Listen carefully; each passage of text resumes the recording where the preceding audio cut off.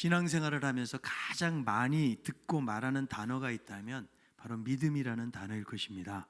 우리가 하나님을 따르는 것도 믿음이 없이는 따를 수가 없습니다. 여러분들은 하나님이 살아계신 것을 믿습니까? 아멘. 아멘은 하지만 사실 아직 살아계신지 안 계신지 잘 모르겠다, 이런 분들이 계실지도 모릅니다. 우리가 믿든 안 믿든 하나님은 살아계십니다. 그래서 신앙생활 하는데 이 믿음만큼 중요한 것은 없다.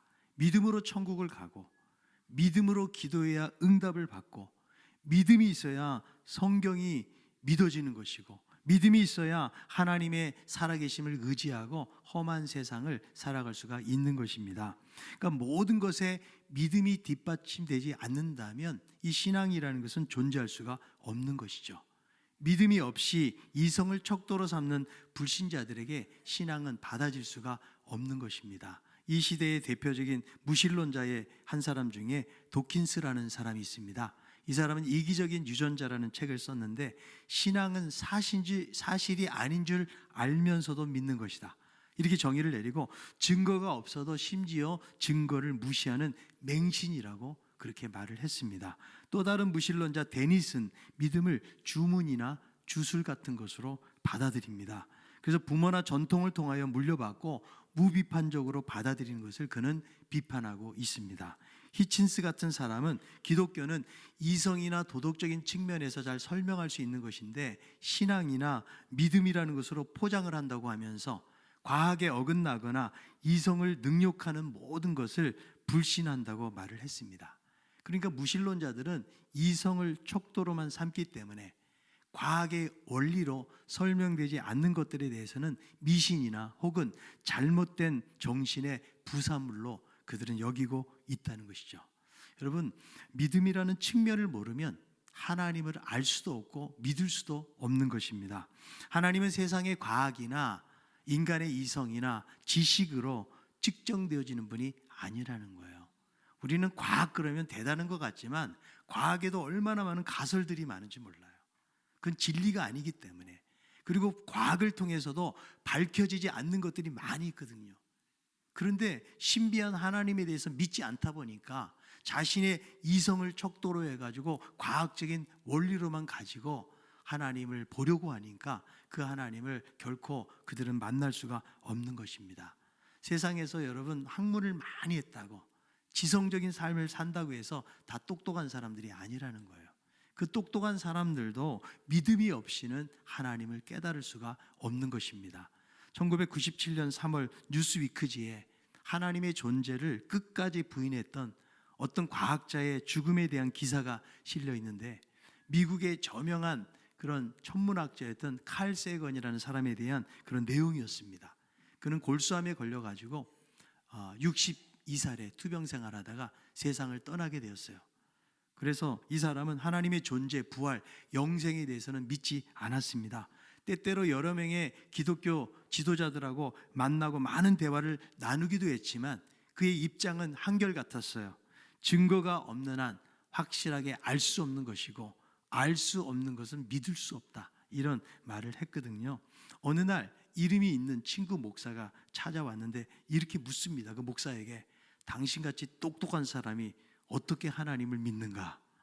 그러자 이 친구 목사는 그의 말을 받아서 거꾸로 질문을 했다고 그래요. 당신같이 똑똑한 사람이 어떻게 하나님을 믿지 못하는가? 그래서 그가 죽은 다음에 부인은 이렇게 말했다고 합니다. 남편은 믿음을 가지고자 한 적이 없다. 오로지 부정적인 시각을 가지고 비판하려 했을 뿐이다 라고 이야기합니다. 그러니까 비판하기를 좋아하는 사람은요, 믿음을 가질 수가 없는 거예요. 그래서 하나님이 없다라고 생각하는 이런 사람들에 대해서, 그러면 성경은 이런 사람들을 어떻게 말하는가? 시편 14편 1절에 이렇게 말씀합니다. 어리석은 자는 그의 마음에 이르기를 하나님이 없다 하는도다. 그들은 부패하고 그 행실이 가증하니 선을 행하는 자가 없도다. 어떤 자가 어리석은 자예요? 그의 마음에 이르기를 하나님이 없다. 이런 사람들이 어리석은 사람이다. 그러나 우리 마음에 이르기를 하나님이 살아계시다, 하나님이 있다, 이렇게 말씀하는 사람들이 진짜 성경에서 말하는 똑똑한 사람들이에요. 자, 옆에 있는 분에게 당신이 이렇게 똑똑한지 몰랐습니다. 여러분, 여호와를 경외하는 것이 지식의 근본이라고 그랬거든요. 그런데 여러분, 교회를 다닌다고 해서 다 믿음을 가지고 있는 것은 아니라는 거예요. 믿음에도 여러 종류의 믿음이 있다는 것이죠. 성경에서 요구하는 참된 믿음도 있지만 믿음 같지만 믿음 같지 않는 그런 가짜 믿음들도 존재하고 있다는 거죠.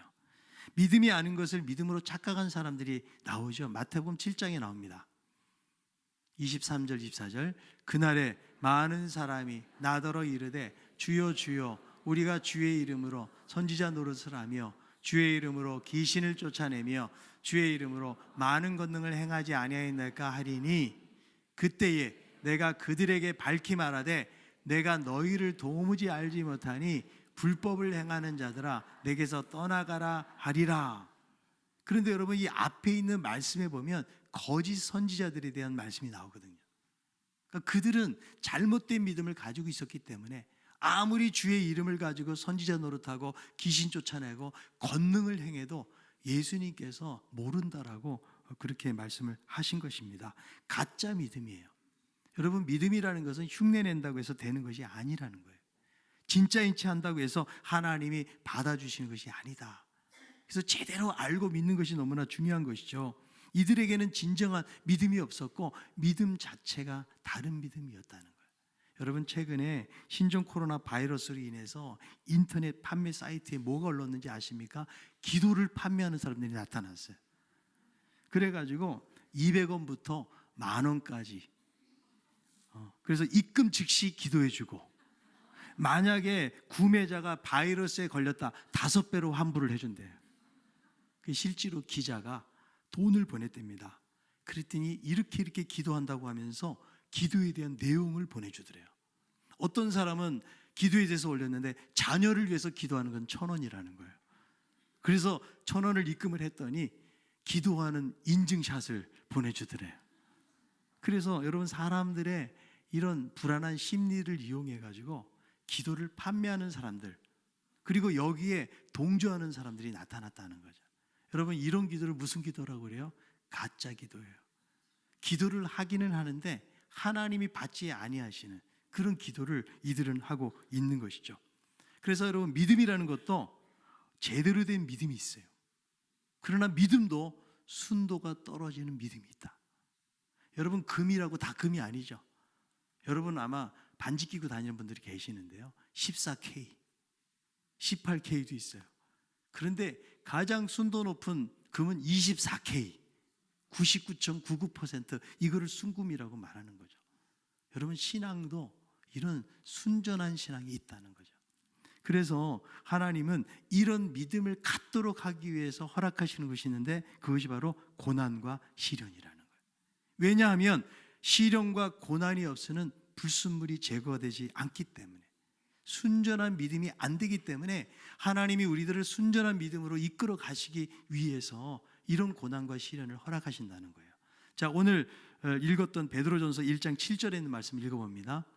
너희 믿음의 확실함은 불로 연단하여도 없어질 금보다 더 귀하여 예수 그리스도께서 나타나실 때에 칭찬과 영광과 존귀를 얻게 할 것이니라. 여기에 믿음의 확실함이라고 나왔잖아요. 이 확실함이라는 말은 바로 연단이라는 말이에요. 검증을 통해 가지고 진짜임을 확인하는 과정. 여러분, 어떤 강물 속에 금이 들어가 있다면 그것 자체를 금덩어리라고 하지 않아요. 재련의 과정을 거치지 않으면 아무리 금이 많이 포함되어 있다고 할지라도 그것은 제대로 된 가치를 인정받을 수가 없다는 거죠. 여러분, 금을 축출해내기 위해서는 뜨거운 열을 가해가지고 재련을 해야 돼요. 그래야 진짜 금이 증명이 되고 확인이 되는 것이다. 신앙도 마찬가지라는 거죠. 고난을 통해서 확인이 되고 증명이 되고 연단이 되는 것이다. 하나님은 왜 믿는 자를 구원하실 때 좀 삶에 어려움이 없게 하시지, 걱정이나 근심이 없게 하시지, 왜 그런 길로 인도를 하시는가? 하나님이 정말 나를 사랑하신다면 왜 나를 고난의 현장 속에 내버려 두시고, 하나님이 정말 나를 사랑하신다면 왜 그렇게 끔찍한 일들을 만나게 하시는가? 여러분, 우리가 이런 질문을 하잖아요. 그런데 예수 믿어도 생각지도 못하는 일들이 일어난다는 거예요. 우리에게 고난은 결코 피해가지 않는다라고 말씀하고 있는 거죠. 여러분, 성경에 욥처럼 이런 고난을 당한 사람, 우리 사람의 삶 속에서 이렇게 고난당한 사람이 어디 있겠어요? 그는 동방에서 가장 부자였어요. 정직하고 순전한 삶을 살았고 하나님을 잘 경외했어요. 자녀들을 위해서도 날마다 제사를 지내면서 신앙적으로 키우려고 했던 그런 순전한 사람이죠. 그런데 어느 날 닥쳐오는 이 고난은 인간이 감히 감당할 수 없는 고난이에요. 그 많던 재산이 한꺼번에 다 날아갑니다. 10명이나 되는 자녀들이 다 죽어버려요. 그리고 자기에도 악창이 걸려가지고 기아장으로 긁을 정도로 그렇게 고통을 당하고, 옆에 있는 아내도 하나님을 저주하고 죽으라고 하면서 떠나가는 그런 모습들을 볼 수가 있거든요. 여러분, 욥이 요나처럼 어디 도망가다가 이런 고난을 만난 것입니까? 그가 하나님을 등지고 죄를 짓고 살다가 이렇게 고난 당한 것인가요? 그렇지 않아요. 그는 의롭게 살기 위해서 노력했던 사람인데 왜 그에게 이런 고난이 왔는가? 이것은 바로 하나님께서 이 고난을 허락해 주신 거죠. 그래서 말씀해 보면 이렇게 말해요. 사단에게 내 종 욥을 주의하여 보았느냐? 그와 같이 온전하고 정직하여 하나님을 경외하고 악에서 떠난 자가 이 세상에 어디 있느냐? 여러분, 하나님이요 은근히 욥을 자랑하시는 거예요. 내 종 욥처럼 그렇게 신앙이 좋은 사람 너 찾아볼 수 있는지 찾아봐라. 그러니까 여러분, 하나님은요 욥을 보실 때 마음에 흡족하신 거예요. 그리고 무언가 신뢰할 만하기 때문에 이 시험을 허락을 하셨다. 그래서 욥이요 엄청난 고난 속에서 그는 이런 고백을 합니다. 욥기 23장 8절부터 10절까지 말씀이에요. 그런데 내가 앞으로 가도 그가 아니 계시, 뒤로 가도 보이지 아니하며, 그가 왼쪽에서 일하시나 내가 만날 수 없고 그가 오른쪽으로 돌이키시나 배울 수 없구나. 그러나 내가 가는 길을 그가 아시나니 그가 나를 단련하신 외에는 내가 숨군같이 되어 나오리라. 여러분, 얼마나 욥이 고난을 당했으면 하나님을 만날 수가 없는 거예요. 아무리 소리를 지르고 기도를 해도 하나님의 응답이 없는 절망의 상태를 표현해 주지만 오직 그가 나에 가는 길을 아시고 하나님이 나를 순금과 같은 신앙으로 세우신다라고 말씀하고 있는 거죠. 그래서 여러분, 욥기의 마지막 장 42장을 보면 욥이 뭐라고 고백합니까? 내가 전에는 하나님을 귀로만 들었는데 이제는 하나님을 눈으로 봅니다. 라디오 신앙에서 TV 신앙으로 변화가 된 거예요. 얼마나 신앙이 성숙되고 또 변화가 되었는지를 우리에게 보여주고 있다는 거죠. 그래서 여러분, 우리의 믿음이라는 것도 단련이 없이는요 제대로 된 믿음이 될 수가 없다는 거죠. 그래서 우리에게 어떤 위기나 시련이 오기 전에는 내가 어떤 믿음을 소유하고 있는지를 우리는 알 수가 없어요. 여러분, 입구가 작은 꽃병 속에 많은 잡동사니가 들어있다고 생각해 보세요. 알 수가 없는 거예요. 이 꽃병 안에 무엇이 들었는지. 언제 알게 돼요? 꽃병이 깨어지게 될 때. 여러분, 내가 이렇게 교회에 나오고 그런다고 그래서 내 믿음이 얼만큼 되는지 사실 우리는 검증이 안 돼요. 무엇을 통해서 검증이 됩니까? 시련을 통해서. 나에게 질병에 큰 어려움이 올 때, 파산하고, 그리고 직장에서 쫓겨나고 망하고 무슨 삶의 큰 위기와 위험한 상황에 봉착하게 될 때, 그리고 인생에서 정말 겪기 힘든 여러 가지 고난들을 겪게 될 때 비로소 내가 얼마나 하나님을 사랑하는지, 내가 얼마나 하나님을 의지하는지, 내 믿음이 얼마나 견고한 믿음인지 비로소 그때 깨닫게 되어진다는 거죠. 우리 믿음의 인증샷은 고난을 통해서 확인이 되는 거예요. 지금 베드로의 편지를 받는 그리스도인들은 지금도 이들은 고난받고 있습니다. 6절에 그러므로 너희가 이제 여러 가지 시험으로 말미암아, 이 성도들은 여러 가지 시험 속에 노출되어져 있는 것이죠. 그러나 이 시험 때문에 잠깐 근심하다. 왜 그래요? 시험은 영원한 것이 아니기 때문에 잠깐 지나가는 것이다. 그래서 시험을 당할 때 우리의 태도는 어떤 태도입니까? 오히려 크게 기뻐한다. 한번 따라합시다. 시험을 당할 때는 오히려 크게 기뻐해야 된다. 자, 로마서 5장 2절부터 4절까지 읽어봅니다. 또한 그로 말미암아 우리가 믿음으로 서 있는 이 은혜에 들어감을 얻었으며 하나님의 영광을 바라고 즐거워하느니라. 다만 이뿐 아니라 우리가 환난 중에도 즐거워하나니 이는 환난은 인내를, 인내는 연단을, 연단은 소망을 이루는 줄 알미로다. 여기 보니까 환난 중에도 어떻게 한다고요? 즐거워한다. 그 이유가 무엇일까요? 소망으로 연결이 되기 때문에, 살아있는 소망 때문에 그래요. 우리가 여러분 견디기 힘든 이유가 있다면 그 소망이 흐려졌기 때문에 그래요. 분명한 소망만 갖잖아요. 그러면 어떤 고난도 기쁨으로 감당할 수가 있는 거죠. 오늘 7절에도 연단을 통한 소망에 대한 말씀을 하는데, 믿음의 연단이 결국은 무엇을 얻게 됩니까? 칭찬과 영광과 존귀를 얻게 된다. 근데 그것은 이 땅의 금보다 귀한 것이다. 여러분, 금은 영원하지가 않아요. 이 땅의 특성은 뭐예요? 썩고 더럽고 쇠한 것이 이 땅의 특성인 거예요. 그래서 믿음의 연단을 통해서 확실해진 그 믿음, 순전한 믿음은 영원히 없어지지 아니하는 칭찬과 영광과 존귀를 얻게 되는데, 언제? 예수 그리스도께서 나타나실 때. 여러분, 하나님이 왜 나를 연단하실까요?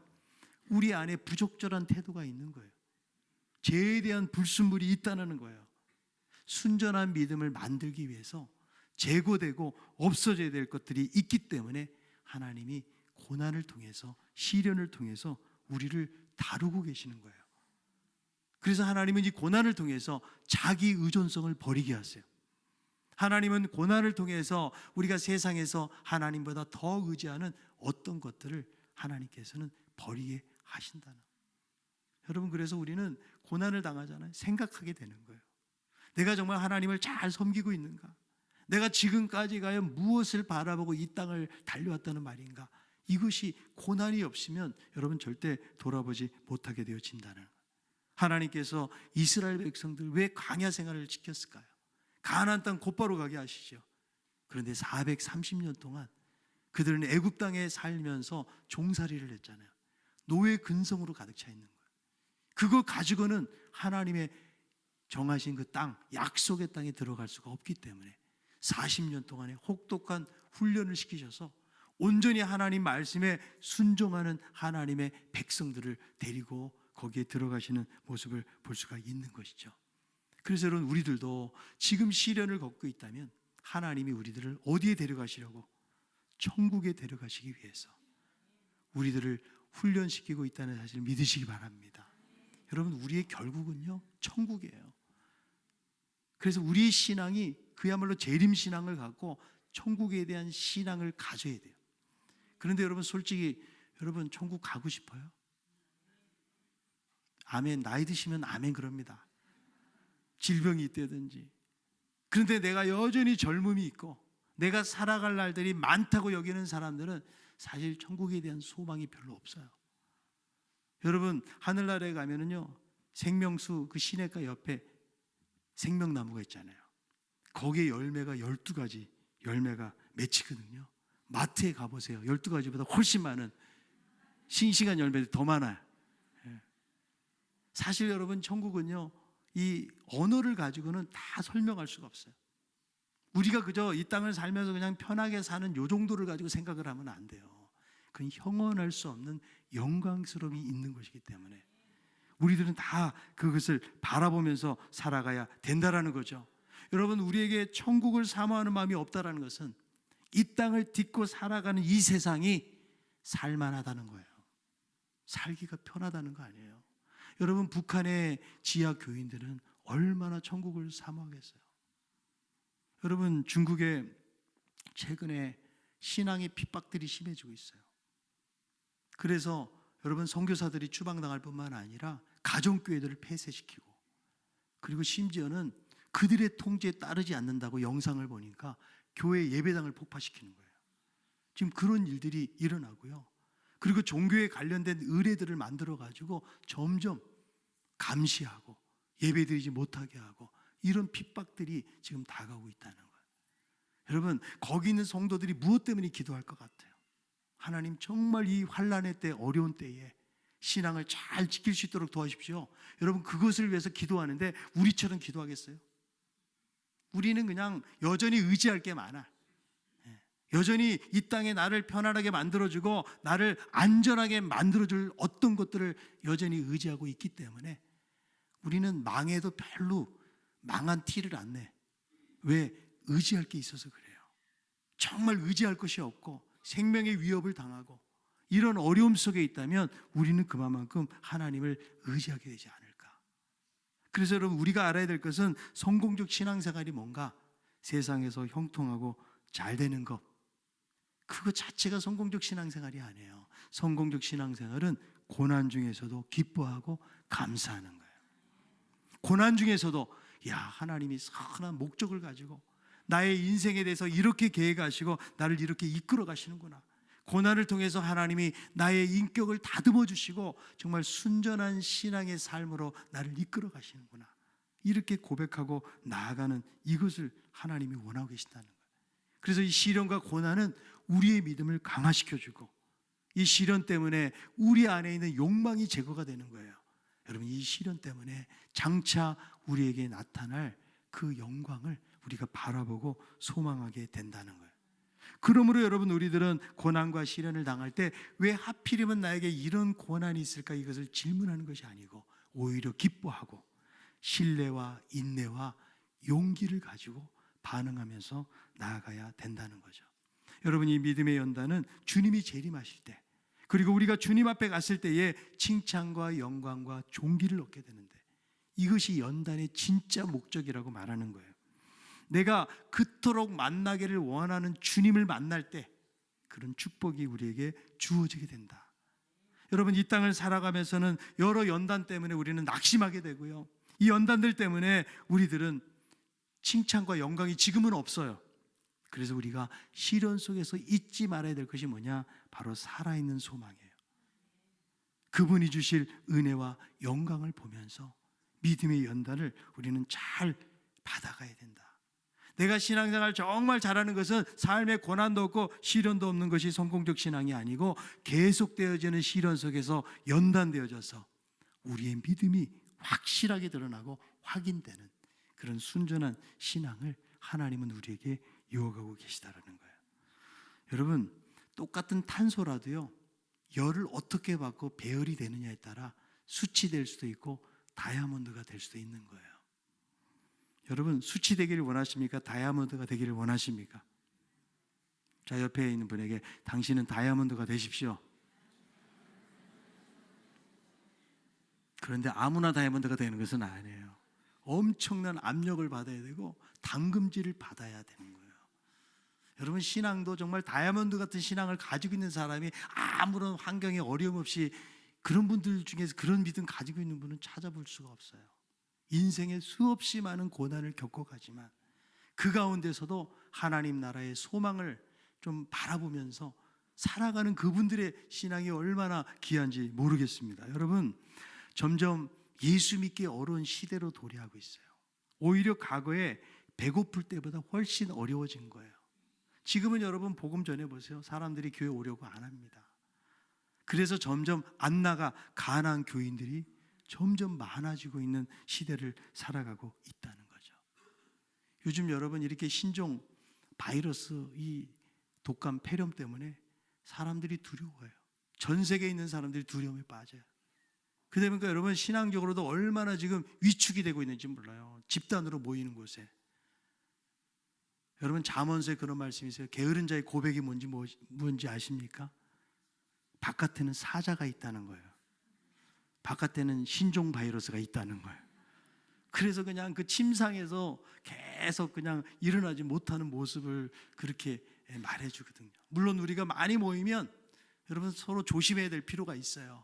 그러나 그럼에도 불구하고 이런 것 때문에 우리가 하나님 앞에 예배 드리는 것이 제한되어지고 우리가 하나님을 바라는 신앙의 자리에서 이탈하게 된다면 우리는 순전한 신앙으로 나아가기가 어렵다는 거예요. 여러분, 기드온에게 하나님께서 몇 명 가지고 싸우라고 그래요? 300명이에요. 처음에는 몇 명이 왔는지 아십니까? 32,000명이 왔어요. 그래서 너희들 두려운 사람 집으로 가라고 그랬더니 22,000명이 가버렸어요. 10,000명 남았습니다. 그런데 하나님은 10,000명을 가지고도 사용 안 하세요. 그 중에 300명만 골라가지고. 왜냐하면 많은 숫자를 가지고 싸우잖아요. 그러면 자기 힘으로 싸워서 이긴 줄 알기 때문에 하나님만 의지하라고, 하나님의 능력이 큰 것을 바라보라고 300명 가지고 싸우게 하는 걸 볼 수가 있거든요. 요한복음 6장에서 예수님 설교하는데 사람들이 다 가버렸어요. 그런데 예수님은요, 떠나가는 사람들을 붙잡지를 않아요. 예수님은. 그러니까 예수님은 그렇게 숫자에 관심이 없으신 거예요. 여러분, 대충 가지고 있는 신앙 그 다수의 사람들을 요구하는 게 아니에요. 예수님은 정말 이 순전한 믿음을 가지고 있는 리얼 신앙인들을 주님은 원하고 계시는 줄로 믿습니다. 여러분, 우리 교회가 숫자적으로 늘어난다고 부흥이 아니에요. 그것은 그 사람들이 언제 집으로 돌아갈지 모른다고요. 아니, 예수님 말씀을 듣고도 돌아갔는데 저는 여러분들이 언제 갈지도 몰라요. 여러분, 진정한 부흥이 무엇일까요? 저는 한 사람 한 사람의 신앙이라고 생각해요. 정말 열매 맺는 신앙을 가지고 어떤 어려운 상황 속에서도 하나님 앞에 예배하기를 즐겨하고 배우고 훈련하고 정말 하나님 나라를 바라보면서 소망 가운데 살아가는 그런 사람들을 하나님은 원하고 계시다. 저는 우리 사랑하는 신강교회 성도들은 정금과 같은 신앙을 가지길 바랍니다. 여러분, 세상의 소리에 너무 귀를 기울이지 마세요. 우리는 어쩌면 엄청나게 그 마귀의 소리, 거짓된 소리에 귀를 기울이다가 이제 하나님의 말씀을 가지고 이거 믿으려고 하니까 안 돼. 너무 거기에 익숙해져가지고. 여러분, 하나님의 말씀이 우리에게 생명을 주는 거예요. 말씀을 들을 때마다 주여 그렇습니다. 제가 이 가치로 이 말씀대로 살기를 원합니다. 이렇게 고백하고 나아가는 우리 모두가 되기를 바랍니다. 베드로전서 1장 8절 9절을 읽어봅니다.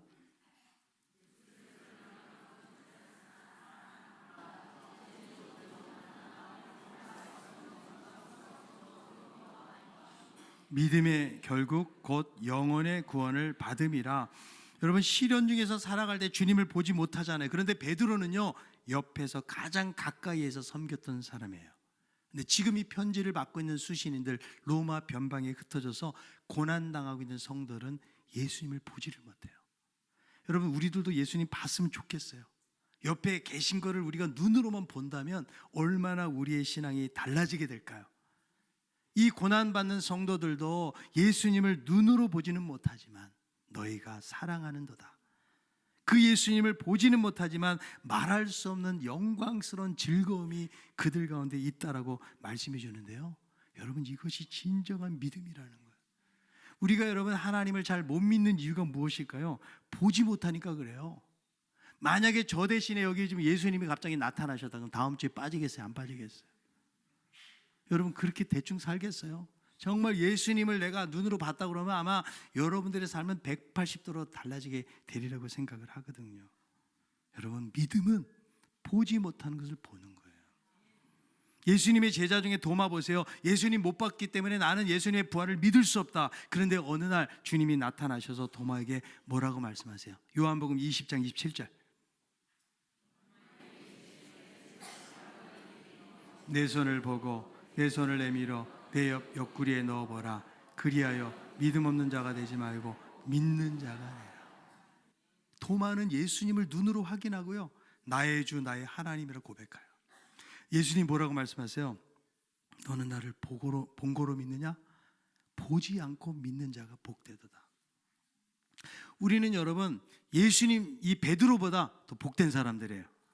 왜? 안 보고 예수님을 믿기 때문에 그런 거예요. 아멘. 그래서 지금 이 성도들도 세상에서는 신앙적인 이유로 시련을 당하지만 장차 나타날 영광과 칭찬을 이들은 기대하고 있는 거예요. 그리고 예수를 보지는 못하지만 그 안에 어떤 것이 있어요? 말할 수 없는 영광스러운 즐거움이 있다는 거예요. 왜 그럴까요?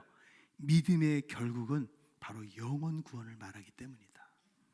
이게 여러분 믿음의 참된 모습이에요. 세상에서 복을 받아서 좋은 것이 아니에요. 신분이 높아지고 지위가 높아져서가 아니에요. 여러분, 이것만 가지고 즐거워하는 것은 참된 믿음이라고 확증할 수가 없는 거예요. 불같은 시험 속에서 연단되어지고 주님을 보지 못하지만 그 주님을 사랑하는 거예요. 여러분, 여기서 이 말할 수 없는 이 말은요, 신약 성경에 여기만 표현이 되어지는데 너무 심오하고 깊어서 표현할 수 없는 것을 말하고 있는 거예요. 무엇에 대해서? 그 영혼 구원에 대해서. 그러니까 이것을 바라보는 사람들은 세상에 썩고 더럽고 새하는 소망을 갖는 게 아니에요. 영원한 하나님 나라의 소망을 가지면서 현재도 기뻐하고 그리고 장차 나타날 영광을 바라보면서 살아가게 되는 것입니다. 여러분, 이 구원의 사건은요 갑자기 나타난 것이 아니라고 말해요.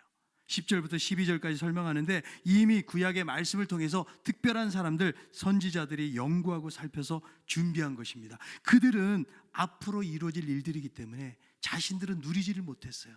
메시아가 언제 오실지 그들은 이해할 수가 없었고 그저 바라고 기다렸을 뿐이에요. 그런데 누구를 위해서 이런 준비가 되었다고 말씀합니까? 12절에 보니까 너희를 위하여. 그러니까 이 신비한 구원의 역사는 자신들과 당대를 위한 것이 아니고 후대의 그리스도인들, 예수 믿는 우리들을 위해서 하나님이 준비해 놓으셨다. 그리고 이 구속의 사건은 구약의 선지자들뿐만 아니라 그리스도의 영과 복음 전도자들 그리고 하늘의 천사들도 주목하고 있다는 거예요. 그러니까 여러분, 하나님의 택하신 백성들이 이 세상을 지나서 영원한 구원에 이르는 그 자리에까지 그 사건을 누가? 천사들조차도 주목하면서 그것을 지켜보고 바라보고 있다는 거예요. 그러니까 여러분, 이 말씀이 이 고난을 받는 이 성도들에게는 얼마나 큰 위로가 되었을까? 지금은 내가 시련 속에 고난 속에 있지만 하나님이 나를 순전한 신학으로 만드셔서 영원한 천국의 자리에까지 확실하게 인도하신다. 이런 말씀을 통해서 이들은 큰 기쁨을 얻고 있다는 거죠. 여러분, 우리들도 신앙을 갖는 이유가 뭐예요? 단순히 세상에서 생존하고 행복하게 살기 위한 문제가 아니라는 거예요. 하나님을 믿고 따른다는 것은 무엇을 말하는 거예요? 이미 오래전부터 준비해 오신 구원의 길을 이탈하지 않는 거예요. 그리고 시련과 고난이 있어도 주님과 함께 기쁨으로 그 길을 걸어가는 그런 삶을 성경이 우리에게 말씀해 주고 있다는 거예요. 여러분, 요즘 무엇 때문에 기뻐하십니까? 혹은 여러분 무엇 때문에 걱정하고 슬퍼하십니까? 우리에게 하늘에 주어진 구원이 있다는 거. 여러분, 이것 때문에 우리는 기쁨을 얻는 거예요. 왜 걱정하고 사는 것인가? 구원의 영광스러움을 보지 못하기 때문에 그래요. 왜 세상에 욕심에 이끌리고 왜 세상에서 진정한 기쁨과 또 삶을 우리가 누리지 못하는 것일까? 구원에 대한 확신과 소망이 없기 때문에 그래요. 여러분, 세상살이가 왜 이렇게 힘든 것일까? 믿음의 결국 영원 구원에 대한 분명한 소망과 감격과 감동을 잃어버렸기 때문에 그런 것이다. 여러분, 이 말씀을 통해서 우리는 순전한 믿음을 가지고 있습니까? 여러분, 금도 다 금이 아닌 것처럼 믿음도 다 믿음이 아니다. 정말 하나님이 원하시는 믿음은 시련을 통해서 단련되어진 온전한 믿음. 우리 모두가 그 믿음을 소유할 수 있기를 바랍니다. 그래서 이 믿음 가지고 주님하고 뜨거운 교제가 있잖아요. 아무리 삶이 힘들고 시련이 있고 고난이 있어도 이것을 넉넉히 이길 수 있다라고 말씀해주고 있습니다. 우리는 이 땅에 흩어져 살아가는 여행자이고 이 땅에서 많은 시련과 고난을 만난다고 할지라도 우리의 믿음의 결국은 영원권이다. 이것을 기억하면서 영광스러운 그 나라를 바라보면서 믿음으로 살아갈 수 있는 우리 모두가 다 될 수 있기를 바랍니다.